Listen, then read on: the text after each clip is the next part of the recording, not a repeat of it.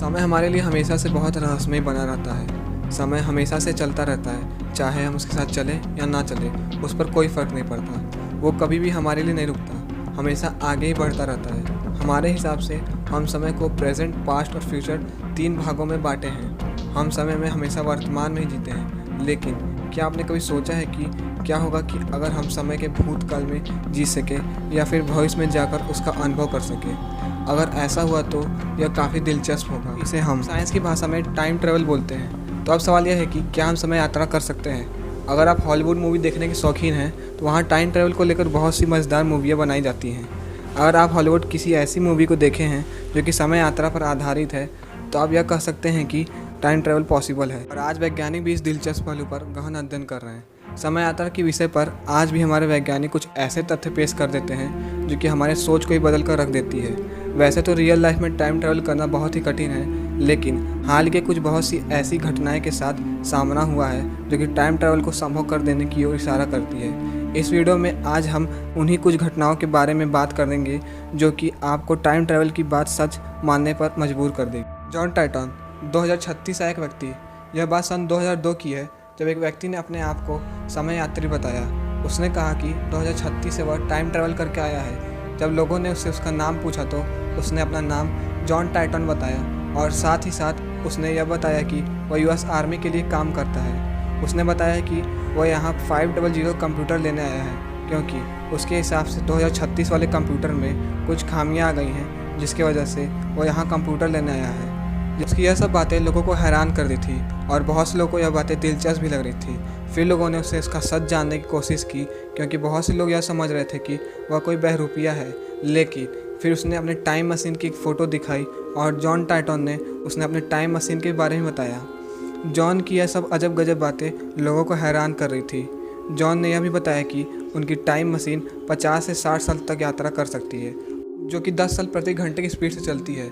यह बस एक गाड़ी जैसी है। जब ये स्टार्ट होती है तो इसके चारों तरफ अंधेरा छा जाता है। जॉन ने एलियन के यूएफओ के बारे में भी बताया।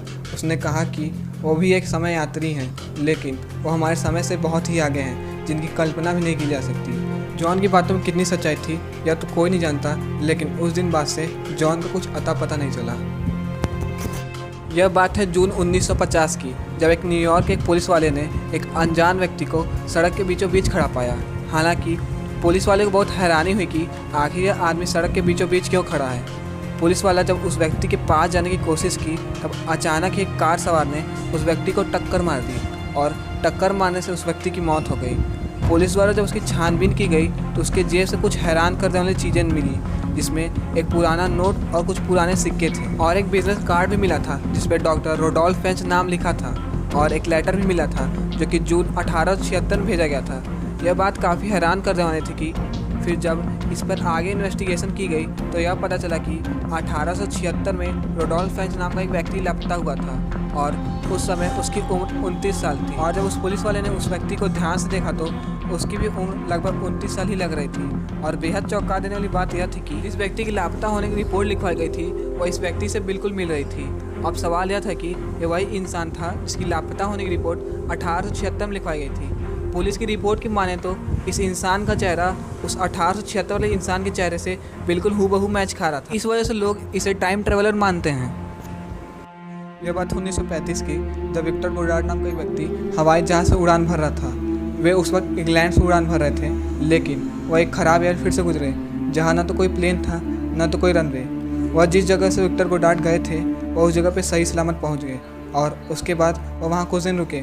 लेकिन जब विक्टर गोडार्ड लौट रहे थे तब वह उसी जंगल के ऊपर से लौट रहे थे जिससे वो पहले गुजरे थे। लेकिन जैसे ही उस घने जंगल के एयरफील्ड में पहुंचे कि अचानक आए तूफान ने उन्हें घेर लिया और उनका जहाज पर से कंट्रोल टूट गया और उनका जहाज नीचे गिरने लगा। और कुछ समय बाद तूफान रुका तो वह काफ़ी हैरान और घबरा गए थे क्योंकि उनका जहाज ज़मीन पर नहीं गिरा था, बल्कि वह उसी एयरफील्ड में उड़ रहे थे।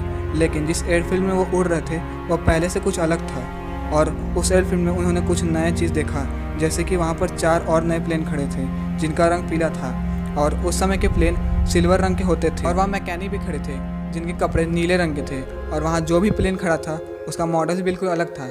लेकिन जैसे ही विक्टर गोडार्ड का प्लेन आगे बढ़ता गया वह उस जंगल वाले एयरफील्ड में वापस पहुँच गए। जब विक्टर गोडार्ड इंग्लैंड पहुँचते हैं तब उन्होंने अपने इस घटना के बारे में अपने दोस्तों को बताया, लेकिन उनकी इस बातों पर कोई यकीन नहीं कर रहा था। फिर विक्टर गोडार्ड ने यह बात किसी को नहीं बताया। फिर 1975 में विक्टर गोडार्ड ने एक किताब लिखी जिसका नाम था अ फ्लाइट टूवर्ड्स रियलिटी, जिसमें उन सभी घटनाओं का जिक्र किया गया था जो कि उनके साथ घटी थी। फिर बताया जाता है कि इस घटना के बाद कुछ सालों बाद ही रॉयल फोर्सेस की ड्रेस भी नीली हो गई और कुछ जहाज़ भी पीले रंग के कर दिए गए और कुछ नए जहाज़ भी आ गए जिसका मॉडल हूबहू वैसे ही थे जैसे विक्टर गोडार्ड ने अपने घटनाओं में जिक्र किया था। इस घटना से यह माना जाता है कि विक्टर गोडार्ड समय यात्रा कर चुके थे।